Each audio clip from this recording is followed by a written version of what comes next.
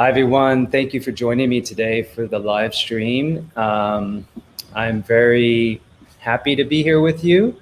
And I just wanted to say thank you for everybody who has been just keeping in the loop as far as what has been going on with attempts to attack specific individuals that are, historically focused on things like informed consent, parental rights, natural health, the things that we would all hope that others would come to appreciate.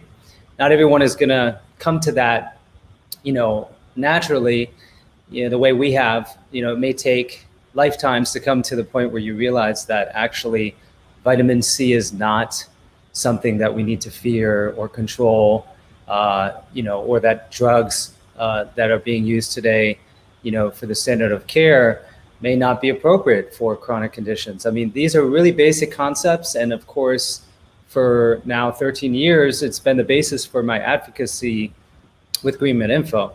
And, I'm not surprised that today I'm finding myself, along with others, including my wife, Kelly, being singled out and attacked ostensibly for endangering the world. And that is quite a statement. And I'm pretty surprised, actually, by the fact that in the past, let's say 3 days, I've watched 100 mainstream news articles be published that specifically attempts to divert global attention to individuals like myself away from the actual content of the message that many of us have been sharing, which of course has so much to do with concerns that we have regarding things like the suspension of our basic civil rights, human rights, parental rights, constitutional rights. If you live in a country where you have a constitution that protects you, these are things that are not academic any longer. They directly involve, our ability to show up as parents, make a living, and of course, go outside and breathe freely in the air and basically walk around. I mean, it's really, that's where we're at. So obviously, when I see this kind of coordinated effort, as I have, along with many of my colleagues here, it's concerning. And by the way, I've been watching this happen for years. It was in 2012 when Green Med Info was identified as one of 10 organizations in a report, Anti-Vaccine Sentiment in Eastern Europe. It was done by UNICEF, presented in Geneva. And at that time, I couldn't believe that they were threatened by the voice of someone like myself, who was just bringing together biomedical research that has been underreported on the unintended adverse effects of things like vaccines, as well as, actually, if you go to Green Med Info, you'll see that we have a problem substances database, problematic actions database that covers, I think at this point, over 1,500 different things that, pharmaceutical interests have basically attempted to mandate as the standard of care. So this was my base advocacy. And so I'm not surprised to see now, given that we're almost a decade downstream from that event, that we see this coordination. And, the concern here is, I was always interested in vaccine activism because I have children. And when I was a new father, it was apparent to me that I would have to engage the medical system. I actually was the nutrition director at the Naples Birth Center. So that gave me a really unique angle into alternatives, midwifery, of course, and all the natural birth culture. So even there, it was very difficult to have natural birth with my first daughter because, the midwifery community, even when institutionalized at a center, undergoes extreme pressure and extreme, if you will, oversight by the conventional medical system. And so, of course, the general logic is that you have to hedge against worst case outcomes. Okay, so the potential for a really bad outcome is what you base your entire approach on. And that means, it's sort of like preemptive war doctrine of the Bush era, where you think another country could attack you, so you then justify invading it and then attacking them preemptively. And that's very allopathic, right? That's the allopathic mentality. It's the language, it's the approach that we take at many different scales and in different dimensions. And it's part of why we're in this experience together, which is we are dealing with a medical dictatorship, basically, governed by pharmaceutical interests, which of course at this point have controlled the global narrative, or are attempting to the point where, again, here I am sitting, as the founder of a natural health website, and that is the focus apparently of the past 3 days, along with, again, some of my colleagues, when it comes to trying to vilify those who would shed light on the fact that the vaccines that are being promoted as necessary are actually very dangerous and have been documented to be so. In VAERS, the Vaccine Adverse Events Reporting System, clearly shows there have been over 45,000 adverse events thus far. And the reporting system is so weak at capturing what's actually happening that some estimates say that certain types of vaccine adverse effects, for example, for MMR, some of the conditions are captured at only 1% of the actual rate. So that's not to say that there's been 1,700 reported deaths thus far. And again, these are reports. The CDC will not acknowledge that any of these are real. They claim that, they're going to go do independent investigations of them, but they will not acknowledge that VAERS data is relevant, obviously, right now. In fact, if you reference it, then you are labeled an anti-vaxxer.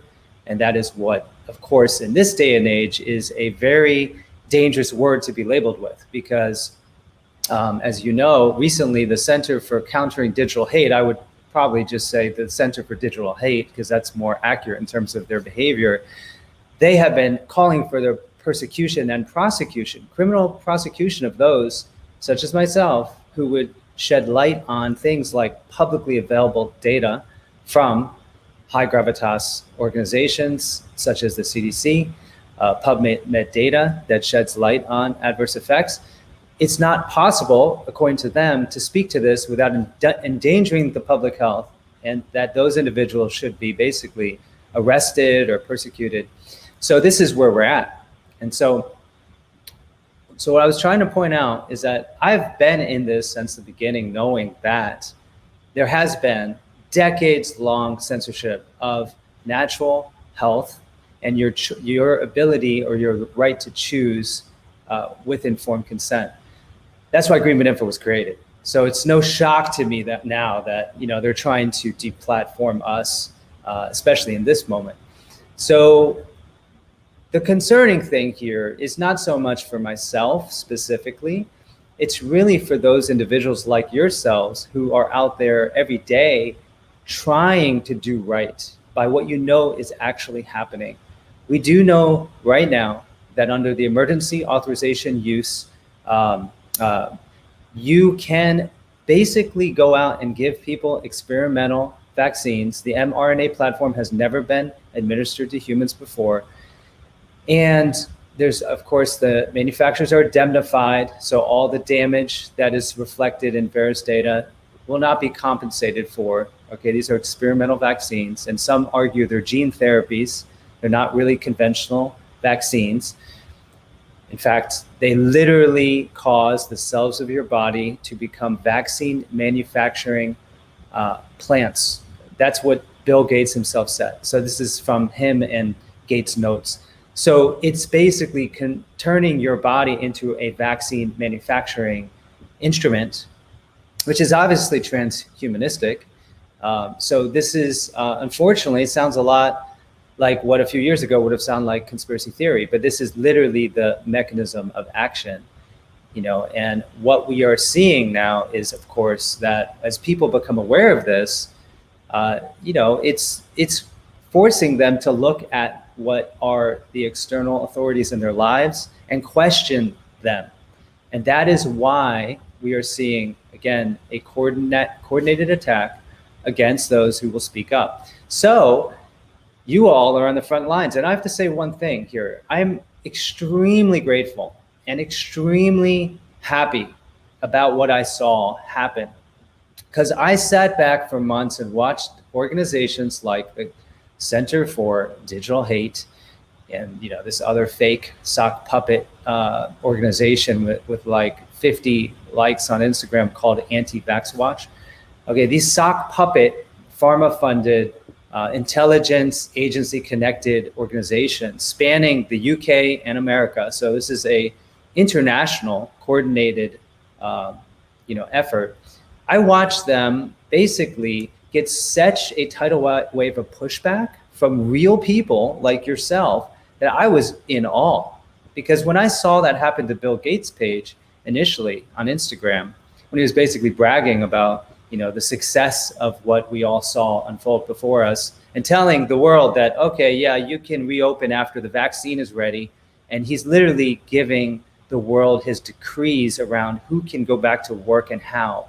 This one individual, I remember his page was overrun by literally tens of thousands of comments. Well, I was looking at it last night. I could barely believe my eyes, but I think we have probably 3,000-4,000 comments just on CCDH's Facebook, Instagram, and Twitter page. So this is the ultimate troll group, right? Super well-funded, extremely influential. I mean, basically able to orchestrate an international mainstream ad hominem attack, okay? Like digital hate attack on, again, just people that are trying to raise awareness about what is happening out there. Helping people understand that they should have the right to choose, know the risks, okay? Know the benefits. And then just labeling them with this dehumanizing term, anti-vaxxer, so that people will try to attack them, okay? Or worse, I saw this amazing rising up around the world of people that weren't even on my list, okay? I went to the Daily Mail, front page article, calling out the 12 dangerous people, right? And I saw over 1,000 comments, and I read through them, and I was surprised to find the vast majority of them were just calling this outlet out for this egregious article. And of course, implicitly CCDH, who is behind apparently this, this plan. So I was just extremely happy about that. And that I wouldn't be doing this live stream otherwise, okay? I'm a full-time parent when I'm parenting. And so despite that, when you're sitting back and you're seeing this orchestrated attempt to literally attack you as an individual, at some point you're like, okay, if I just sit here and ignore it, that's not me being good parent either, like to just be attacked in that way. So I decided to stand up, wrote a little quick article, put it out there in the list. And again, there was such a surge of organic, just passionate, loving, just insightful responses that I was blown away. And I just cannot believe like the response still. It's just amazing. And that is an example. Even though, yes, we're still seeing it on what are essentially highly toxic social media platforms, it happened. And to me, it's extremely encouraging. What's even more fascinating to me is that they have not yet deplatformed fully agreementinfo/CERG. So that's interesting. I also found it highly ironic that when Senator Mike Doyle was grilling, like bullying Inquisition style, the CEOs of Facebook, Twitter, and Google, they would not basically fall prey to his tactics. I mean, only Dorsey barely acknowledged that, yeah, we'll follow our policies and yeah, maybe we'll, get rid of them. Because that was ironic to me, because these are the platforms that have been highly manipulative and extremely anti-free speech. And here they are being basically cornered and infantilized. They were basically being yelled at by this one senator who said, there's 12 super spreaders that you guys need to take out. Like, will you do it now? And then he asked them, he says, do vaccines work? Like, he said it in a more aggressive way. I mean, as if it was a yes, no question. And then Dorsey was later found out to have been tweeting during the grilling a question mark with a yes, no poll as a way of saying, like, come on, man, like, what are you talking about? That's not a yes, no question. If we're getting to the point where vaccines are safe and effective, and that is the only thing you can say, it's over for us. We are going to see them mandate them. They're going to come into our homes. They're going to do all the things that they've said they're going to do. I mean, again, from early on in this, quote, pandemic, Mike Ryan, Emergency Programs Director for the World Health Organization, said, we are going to come into families' homes, and we're going to take family members if they have symptoms of COVID-19. No wonder people like us were raising red flags and saying, listen, this is crazy what's happening right now. We have to defend ourselves and our children against this agenda. So what I found highly ironic about this experience was, for the first time, I actually saw how, at least in this context, these big tech CEOs were actually trying to, in a way, protect their right to continue to have people on their platform. Now, ultimately, I think that it is absolutely a problem that the big tech platforms are not perceived as community square type of platforms. And there's a great argument, and a constitutional argument, a legal argument, that that is the case. And that when they, with impunity, edit, suppress your ability to speak or my ability to speak, then they are acting as publishers, and they are not afforded the protections of Section 230 of the Communications Decency Act. So arguably, they are suppressing free speech, just in the same way that the CDC has the CDC Foundation. It's a nonprofit extension that takes billions of dollars from all of the major corporations that stand to gain in so many ways by suppressing voices like mine and yours. So there's a back door to basically prevent you from having your most fundamental right of free speech through the CDC. That's what happened when they deplatformed us with MailChimp, a CDC funding partner. That's why when you look on their corporation partners page, it's every single major pharmaceutical company. And I pointed out recently the big box stores like Walmart, Costco, that actually are funding the CDC. No wonder they were able to stay open throughout this entire lockdown, when little businesses had the same exact products on their shelves, were told that they were harming the public health by staying open, even though they lost their ability to sustain themselves and their loved ones. I mean, it's all part of that public domain picture that is starting to come to the forefront.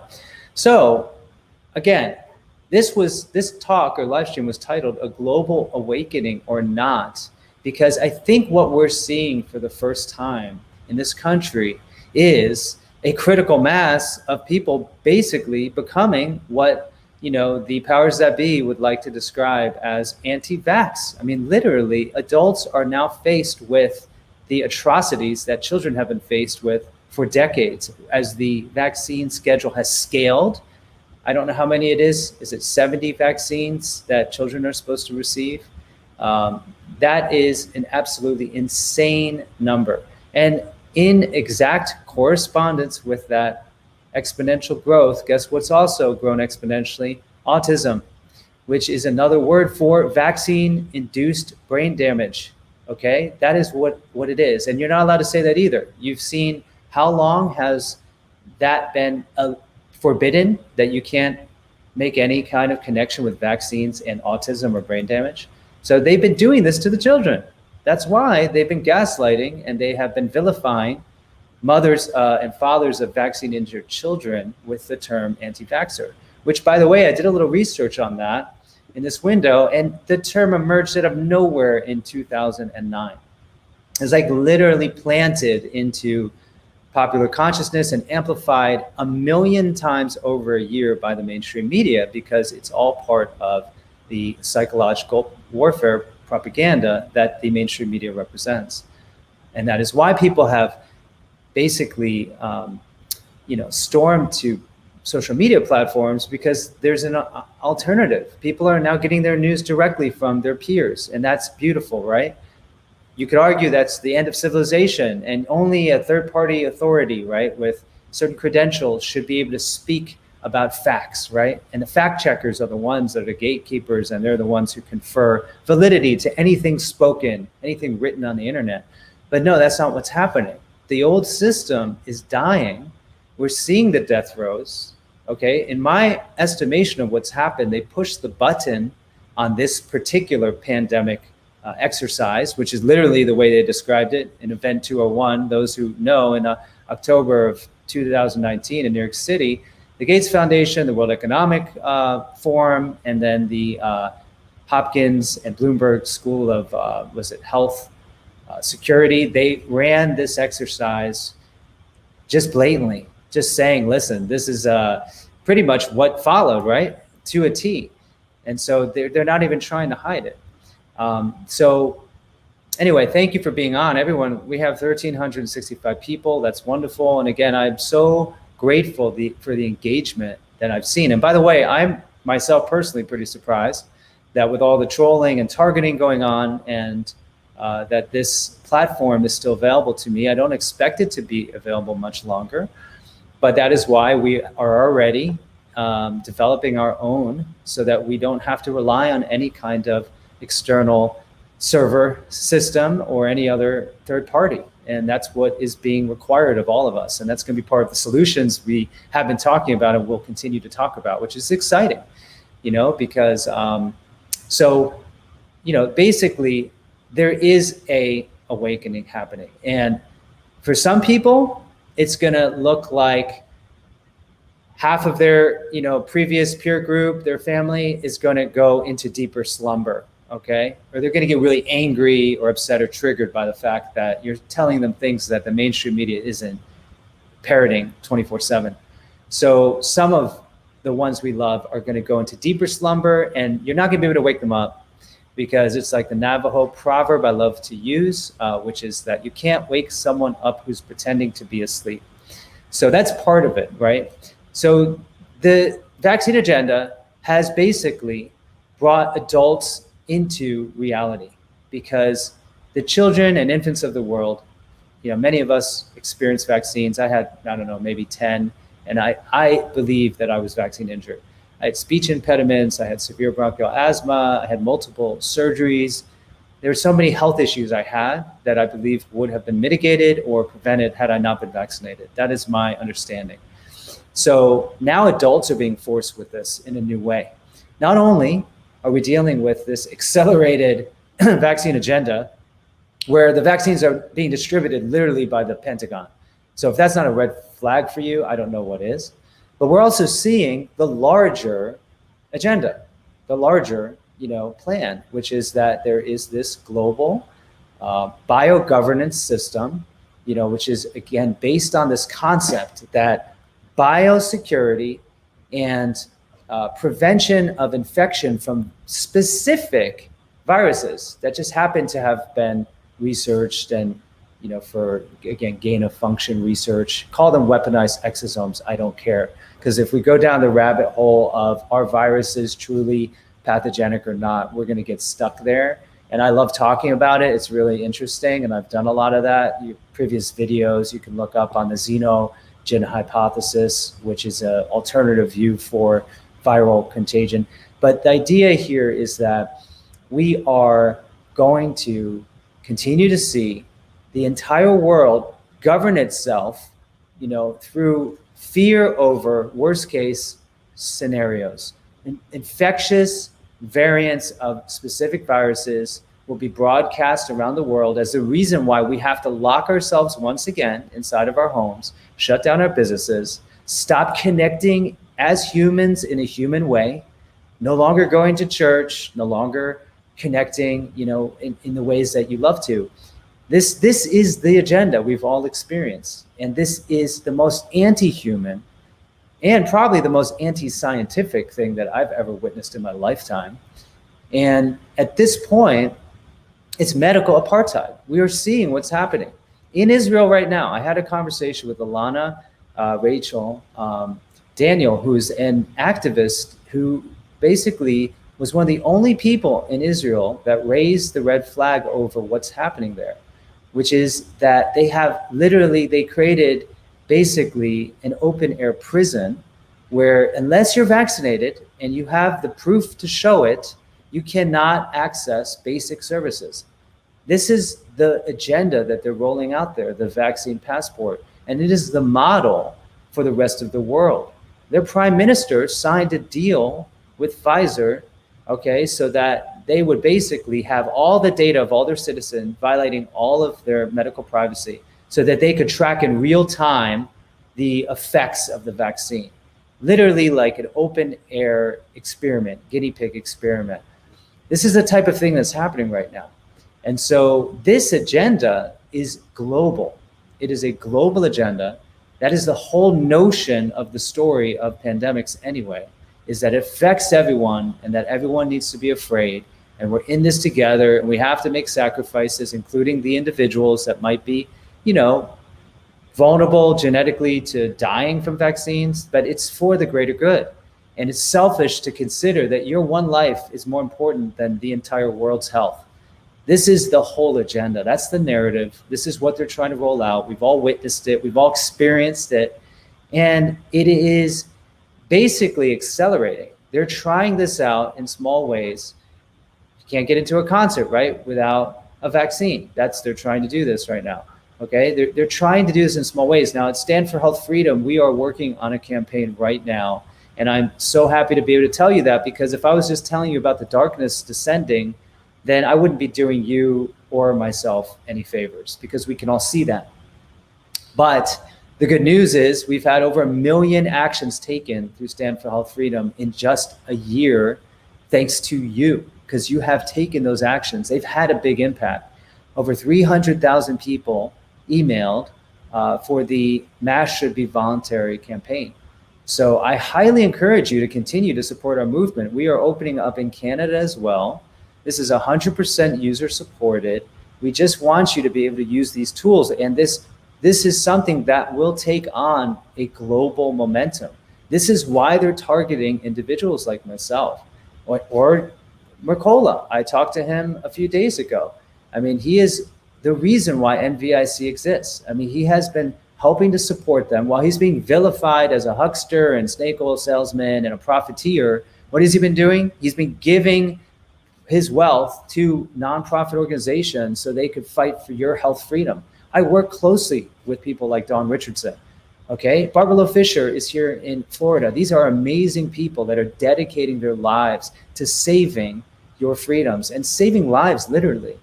And this is why they're attacking viciously people that are standing up. But the reality is NVIC exists. You can sign up on their advocacy portal right now, get alerts in your area as to how you can act, make connection with your local officials from a grassroots level up. That is how it really works. That we see what's going on with the top down. Okay, we don't have much control there, but you have control when you develop relationships with your elected officials, when you stand up, obviously, in your local communities and basically do not consent to unreasonable, unethical, unhealthy, so-called interventions such as mask wearing, okay? Everyone who has looked at the original guidance by the World Health Organization and the CDC, what we saw was that they did not recommend mask wearing. They said that the mask works like a fomite. It accumulates biological debris and can accelerate transmission. That's a possibility. So they were not saying this should be made mandated. And we've seen that in areas that mandated masks, there was not an improvement in health outcomes. I mean, there's so much data on this right now. So, I mean, obviously we can go down so many rabbit holes here, but I just want to give you a greater picture, because for people who were not listening to some of the early sharing I did on the work of Giorgio Agamben, this amazing Italian philosopher has helped people understand that what they've done in this operation, okay, is they have tried to use biosecurity as a means to usher in a new world global governance structure. They have made it so that we are living in times where the emergency or the worst case scenario defines all cases.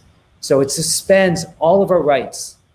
That's why you've seen all these executive orders, because it's a way of getting around, the judicial and the legislative and, of course, basic constitutional rights. So this is their agenda forever after. This is the new war on terrorism. This is the continuation of 9/11 in that respect, is that they wanted people to think that terrorists were around any corner and that at any moment we are at risk of another attack, to keep you in a constant state of fight or flight. Because when we are in a state of fight or flight, then you become an individual, an atomistic individual that has to think about just protecting your own space. You cannot connect with others in the way that we need to continue to move through this trying time and survive and thrive and get rid of the systems that have obviously not served us, which are predicated on endless war, endless, inappropriate distribution of wealth, power, okay? That is what this whole system is predicated on. So what they want to do is keep us in a state of fear and basically render us into sheer bestial animality. They want you to think that you're a vector of disease. They want you to feel as if your body is dangerous without their vaccines, without their social distancing protocols, without the mask, double mask, that you are dangerous and will potentially die. And they want you to think that you could endanger the rest of the world. You could be patient zero of the next global pandemic that takes out millions of people. Do you see what they've done? This is, to me, and I've said it before, and I know that CCDH wrote a whole document, calling out apparently this crazy concept, that they have executed a type of sorcery upon the world, that this is the ultimate way to transfer agency from yourself, right? Your sovereignty, meaning you have a body and no one should penetrate it without your consent, to the system that now is telling you an invisible particle that only they can somehow scry or ascertain with their obviously fraudulent technology. Because of course, everyone hopefully now knows that Kary Mullis himself, the creator of PCR, who got a Nobel Prize for the discovery, said it cannot identify replication competent viruses. It's not capable of doing that. So how are we going to continue with the narrative that somehow these cases, as they're called, tell us anything useful? And of course, thanks to my colleague, Dr. Ely, who did the amazing work behind Data Disaster and calling for a judicial committee investigation of the CDC due to the fact that they hyperinflated COVID death statistics, violating their own laws after 17 years of good practices so that they could apparently inflate the number of deaths, is that PCR doesn't tell you anything of use when it comes to really understanding what causes disease.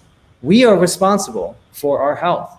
We are the ones who determine what goes into our mouth, whether we decide to move, how much detoxification we do, what our mindset is, all the choices in our life. That's on us. That is on us. And that is all that people like myself have been saying. It's not some invisible viral particle or some new variant that they just coin on a daily basis through the mainstream media. That is the reason why we are still sitting at home, just waiting for the next vaccine. I mean, obviously, you all understand that. This is so irritating to them because if their narrative is that from here on after, we have to continually upgrade the software of life, okay, through their mRNA platform, as new variants are popped out left and right, when the fear levels go down, people are starting to feel like, okay, where's the pandemic? I see a few people wearing masks, but it's awfully beautiful here in Miami. I haven't seen a single sick person in weeks. Oh, okay, well, actually, there's a new variant they just discovered, and it's going to come here. We have to be scared. So maybe we should preemptively lock down or take another vaccine or whatever they're telling us to do. This needs to end, okay? The pandemic is over. The moment in your mind you realize that this is 99.9% a psychological operation. And to the degree that we're consenting to just let the fire hosing continue of the mainstream media garbage, We are participating in it. But people who have studied health, who understand health, cannot consent to this narrative that a singular viral particle from Wuhan jumped around the world and just killed all these people they were just victims, right? It wasn't because they had comorbidities or they were already sick. Even if you believe the narrative of this little invisible particle, right, is responsible, even if you believe that, there's still the fact that your immune status determines susceptibility to infection. And there's the fact that the microbiome contains a virome, which contains literally trillions of so-called viral particles.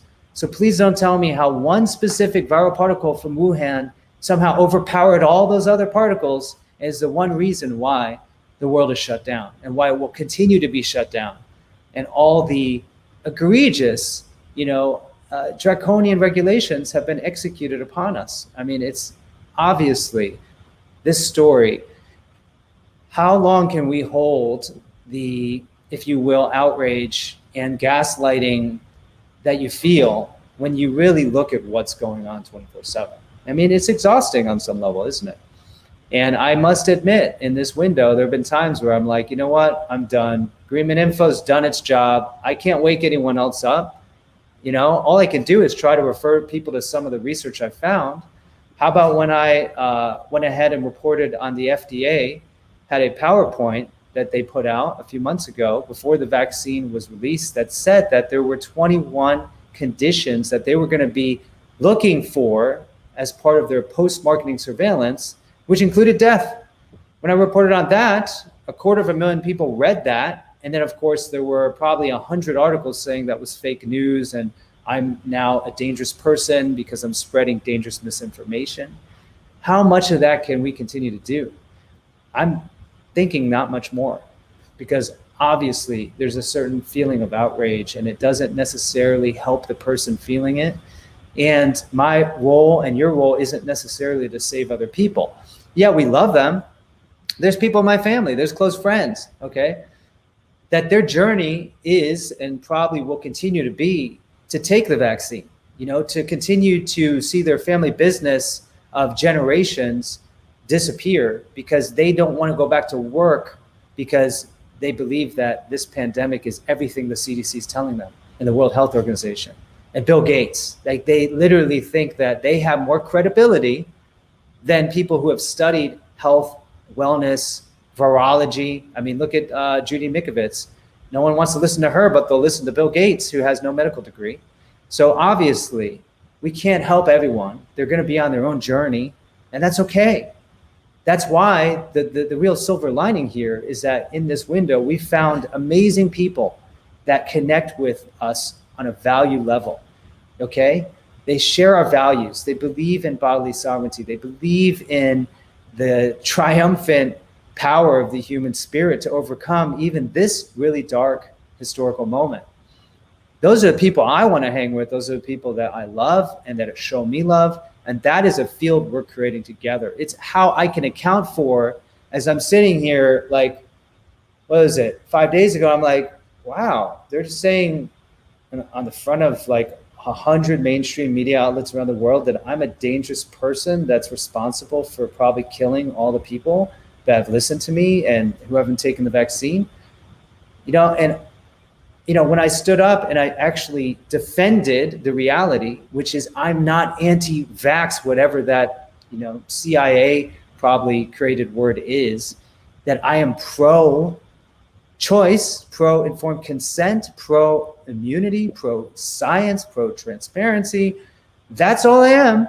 That's all I am, all I've ever been, okay? Instead of, that, they're trying to basically get people to attack us. And what happened? Quite the contrary. I think that they're scratching their head in whatever dark boardroom they're in, saying, well, that didn't work very well. We thought that people were just going to pretty much, hang them in the streets or whatever they thought. Okay. Ultimately, to me, that's a sign that we are winning. And that's okay to say. We are literally winning. Okay. Because this is an epic battle on some level. Okay, I don't like to say battle all the time, but it is a battle, because you go to a store and, okay, I have an example. I have beautiful children that want to experience life and they want to play. Well, we went to go see my youngest daughter's friend's birthday party at a specific place. I don't want to give details for anonymity reasons. And they're like, nope, you can't come in. Sorry, because you don't have a mask on. And I was explaining to her, listen, here's the emergency order from DeSantis, or emergency order 2020. Here's paragraph 3. If you have a pre-existing condition, okay, or you have a medical reason for not wearing a mask, it doesn't apply to you. And by the way, a week ago, DeSantis stripped the fines for businesses for enforcing these masks orders. And she said, sorry, I'm the business owner and I don't feel comfortable. And then I went into, I'm like, come on, can we get real here? Is she hurting you? Am I hurting you? I'm a healthy person. Does that make any sense to you? And she's like, you know what? I actually agree with you. But she said, I'm afraid my business is going to get hurt, or other people are going to see you not wearing a mask. So this is what you have to deal with. It was very disappointing. She was upset, of course. She just wants to play with her best friend. So you're out there every day doing this. I went to go get a prescription for my other daughter for her eyeglasses, and they literally tried to discontinue her as a patient because she wouldn't wear a mask. And you know how upsetting that is? But I had to stand up and I had to be reasonable and I had to try to be compassionate. And the ophthalmologist, she basically realized that we were right, and she ended up serving us, and we had a good experience, and my daughter got her glasses. She got the medical care, if you will, that she deserves. But that's what it's going to take. Is every one of us is out there doing what we can, dealing with people that have been weaponized in their misinformation against us, against what's right, what's ethically right. So ultimately, I'm very hopeful, though, because like I said, I sat there, I watched a tidal wave of support, and I feel like that's a sign that people can no longer be deluded, at least not in the way that they were initially. So ultimately, I really want to do this live stream just, first of all, to thank you, and also just really communicate that I am very hopeful. I feel like we've all come through an extremely dark time, and I know you're all in different locations, different countries, different situations, but I think what is being revealed to me is that we are all learning how to take more responsibility than ever for our destinies. And it used to be that I focused on health destiny, and now it's everything. Like, I want to help others understand all levels of sovereignty, and that is my focus, okay? That could be learning how to communicate on a platform where there's no one watching you and no one can censor you. So a lot of people are working on that. I've got great friends that I'm going to announce soon that you know already by name, who have been creating platforms that will make that possible. I'm involved in a project myself that is going to make it very possible so that there's no way that someone can violate your privacy rights when it comes to communicating on the internet. So that's exciting because, again, this platform exists. It's amazing. 1,500 of you are here right now, even though my page has been completely, deboosted, and they're threatening to delete it. So it's a sign that we're still here. We're still working with what we have, but it's coming soon, folks. We are about to jettison the system that literally feeds off of our fear, our anger. It loves to energize opposition. It just feeds off that. And that's not what we need to maintain our health and our connection with one another. I mean, I've had so many experiences. Okay, yes, I'm in Florida. I'm so thankful for our governor and the reality that right now there are people that are celebrating life. And this has always been the case in Miami. I mean, look at the vegetation here. There is an abundant, loving, green energy here, and the beaches, for example, are beautiful as well. And we have still, very difficult political system here. But the point is that there are people learning to truly value their own humanity now in a way that would never have happened a year and a half ago. So this experience has brought us into greater evolution and connection with ourselves, with each other. I think we're all discovering ultimately the power that we have. And that is my point in doing this, because I could have sat back after this relatively challenging week and just done something regenerative. And I plan on doing that later. But, ultimately, I want you to know that I feel that you guys are showing up in a really profound way. I saw it, and it's just so encouraging to me, because the dark energies that prey on people that stand up, that want to destroy them, they literally want to snuff us out with these digital hit lists, and they don't care. They will just lie. They will try to cultivate, anger among, our peers to try to hurt us. It's not working. People are standing up. They're realizing what's going on. So ultimately, what this agenda has done is perhaps, again, create the largest of all anti-vaccine movements that's ever occurred. And that's not even my base advocacy. My base advocacy is, if you want to vaccinate, feel free to, but at least you should know what the risks and benefits are, what it is you're putting into your body. But they're going to create a lot of anti-vaxxers, the very thing that they've projected into the universe they're creating. And that is a lesson on a very spiritual level for all of us. We tend to create self-fulfilling prophecies, and what we project anger-wise, fear-wise into the world, we tend to attract. So they're doing it to themselves. They literally are doing that to themselves. And it's really amazing sight to behold. So again, I am so ready to embrace this next step, which is that we are literally seeing this world evolve into a connected, a sovereignty-oriented, regenerative ethos. It's happening, folks. I mean, my idea with Regenerate, the book, if any of you have read it, was I'm not going to focus on vaccines. I'm not going to do it, because guess what? I spent so many years doing it, and there's nothing I can say anymore, and nothing that is going to bring happiness to the heart or inspiration in that topic. It's so depressing and so dark. And I spent so many years just plumbing the depths of that space. But Regenerate was all about lifting you up. It was all about showing you that the body has immense resources and the ability to regenerate. That's really what I want to live in myself. And I was prepared to literally retire from having to focus on this topic as much as I have. Wasn't that I wasn't going to continue to report on it. My point was I was going to focus more on the solution. And then this happened. And then I had to go ahead and continue to speak up even more than ever. But my ultimate intention for myself, my children, for you, is to show you that we can live in incredible abundance and we can access incredible healing. That's all I've ever wanted for myself, and it's all I've ever wanted to share.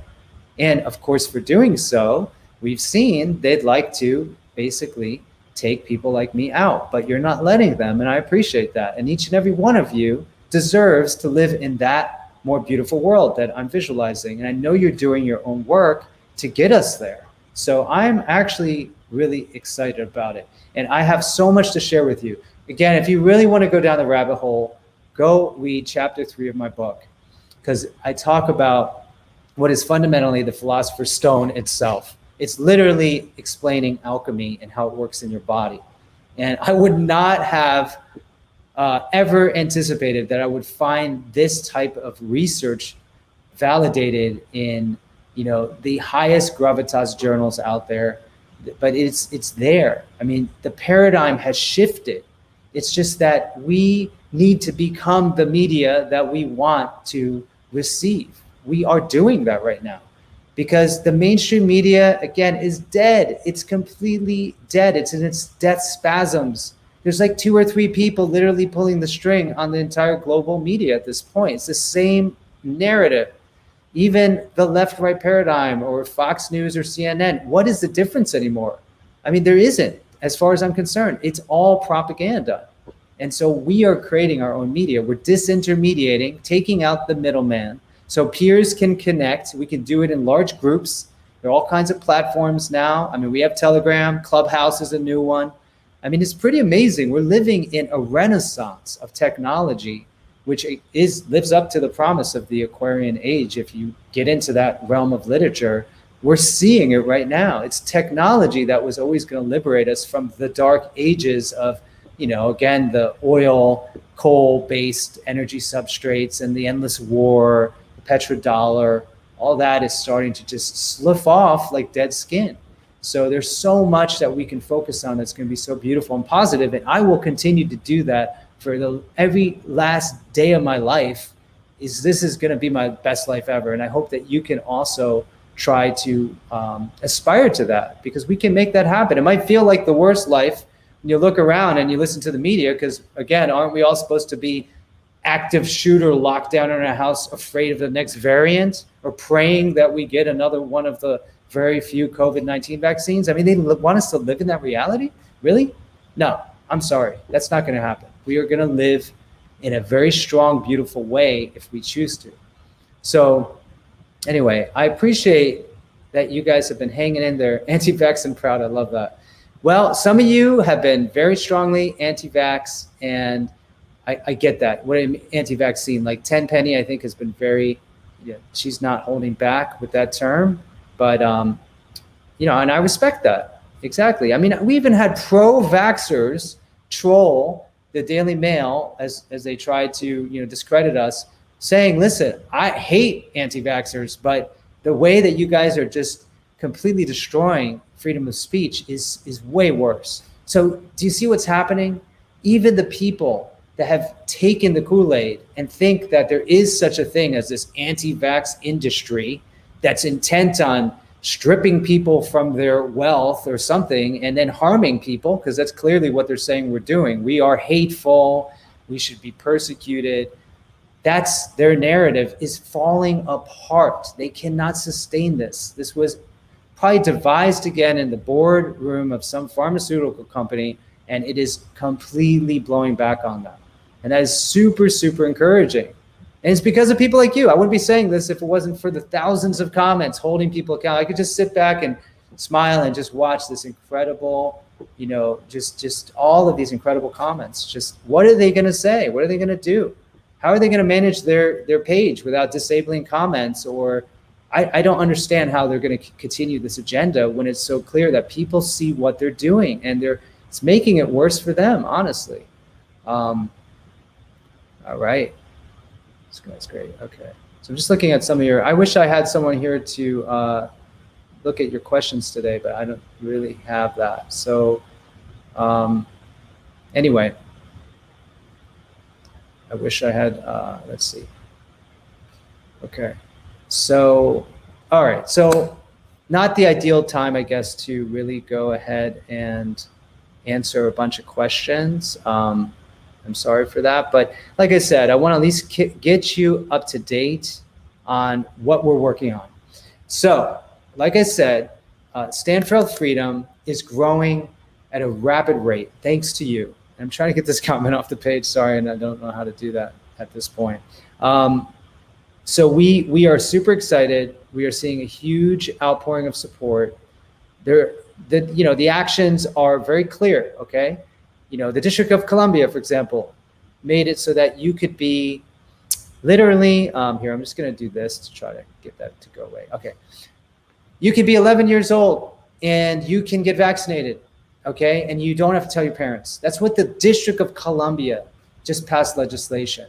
So we're asking the governor to veto that, okay? We need to eliminate that legislation, because if they set that standard, then it's really going to be dark for those who are parents that want their children to not be basically taken from us and completely manipulated into a vaccine that could kill them. Literally, it's in the vaccine insert. This is what's happening. We have another action, which is voluntary masks. So the messaging is clear. There's 71 references. It goes into the science. It goes into the reasons why the masks do not work as advertised. We're not saying we're anti-mask, right? That's like saying that you're anti-face if you want us to wear one. You know what I'm saying? Like, it's just more about, let's just focus on informed consent, choice, parental rights. That is what is going to make this an inclusive movement. We're not trying to get caught up in the left-right paradigm. And I'm proud of our organization. We didn't take the bait. We didn't get behind a specific candidate. We're a 501c4. We could do that, but we didn't do that. We didn't take the bait that Trump is here to save us. And by the way, I intentionally put the title of this talk, the global awakening or not, because they've been trying to associate our movement of people standing up for informed consent with QAnon conspiracies, or far right, or whatever they want to call it. So they're trying again to link up these various means of dehumanization and vilification, and we will not consent to it. So right now we want people to basically take those actions, because we're seeing states open up. We're seeing them strip these executive orders to mandate masks. This is extremely positive momentum.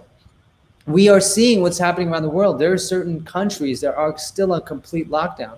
So the global view is a descent into greater darkness. But we are seeing at the grassroots level, through organizations like Stand for Health Freedom, go to Children's Health Defense, go to National Vaccine Information Center. There are many organizations trying to do this, but we are seeing people truly take back their power. And we are still leveraging digital technology. We need to use that as well. We can't just have the organic garden at home and get our guns and just wait for the UN tanks on the road outside. That's not going to work. Okay, if it ever gets to that point, it's over. We have to stand where we are. We have to make use of the technologies that are available to us right now. I mean, yes, I'm so grateful for all the people that have used Stand for Health Freedom, but I'm still often in awe at how few people don't even know about it, or how few people don't realize the power in sharing it with others. Just go ahead and show them. Say, listen, this amazing portal has 15 states right now where there are actions. I can't tell you the blood, sweat, and tears that have gone into this from volunteers that have literally crying babies in the background, trying to get these campaigns out so that people can survive what's happening. I mean, this is what's behind the scenes, and it's not being utilized at the scale that is needed. We need every single person on this live stream to share this with 10 people. Do you know what that would do? That's 10,000. That's infinity as far as I'm concerned. And it will continue to spread, because this is the grassroots. This is not astroturfing. Pharma has injected billions of dollars into co-opting natural health and health freedom organizations. I mean, that's what they do. They troll us ceaselessly. That's what CCDH exists for. So please support the actual organizations that are here to empower you, because there's only so many likes on Facebook that is actually going to have an impact in the world, whereas we have removed the barrier of entry. With 1 or 2 clicks, you can directly access your elected official, and you can send a very strong message that we have spent hundreds of hours crafting just for you, that you can even modify. Then we also have no mandatory vaccine campaign, or vaccines should be voluntary. It's a softer way to communicate it. We are also calling for an independent investigation of what happened with the hyperinflated CDC death statistics. This is a huge advocacy. If we can get this done, and there is already interest among senators that we're working with, then we can finally put an end to what is unfolding in terms of the case-demic, and for there to be what essentially is a new, sort of genocide of people that's happening. I mean, in terms of, they're saying that what's happening right now, when you go and get a COVID death certificate and you died because you were on chemotherapy, your heart failed, it does not matter. They will write it down as a COVID-19 death if they suspect you had infection, whatever the hell that means. That's literally what they are doing. And then when that's reported as the growing, expanding death toll, that is weaponized against each and every one of you, and myself included, right? Because again, they're saying that people like myself are responsible for these deaths, when in fact, they would have been written if it had been the 17 years of good practices preceding the change that they did, again, without following their own federal laws. That would have just been a heart attack related death. That would have been a motorcycle accident. I mean, literally, that is what has been happening. So that is the base layer of what we're trying to address in a very reasonable way, following proper protocol. We think there should be an independent investigation of the facts that we have laid out in a peer-reviewed published paper.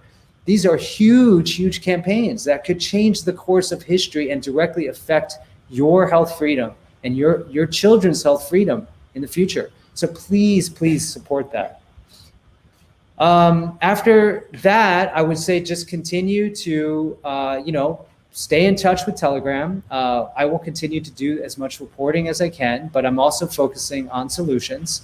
So for those of you who are members of Agreement Info, we so appreciate that, because in order to build out our own servers and have our own ability to stream and do the things that we are probably going to have to do as they continue to attempt to deplatform us, that does take resources. And we don't have advertising on our site. We took that off because we think it's a conflict of interest. So the only way that we can do that is through your continued support. And we so appreciate everyone who is a member and who has given us a donation, because it has had a great effect in terms of us being able to continue to do the work we do, as well as defend ourselves against what is fundamentally defamation and worse. So we are working on shoring up our ability to maintain, Agreement Info long into the future.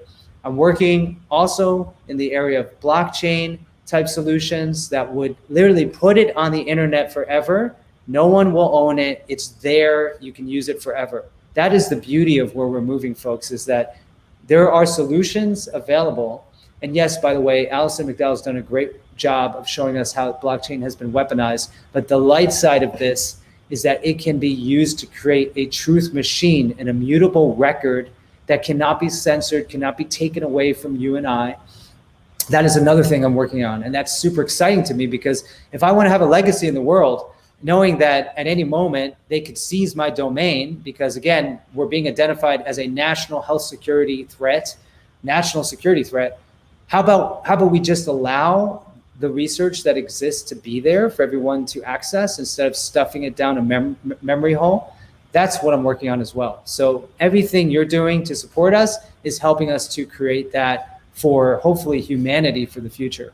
So thank you again for being part of this live stream, and I will stay in touch with you on Telegram.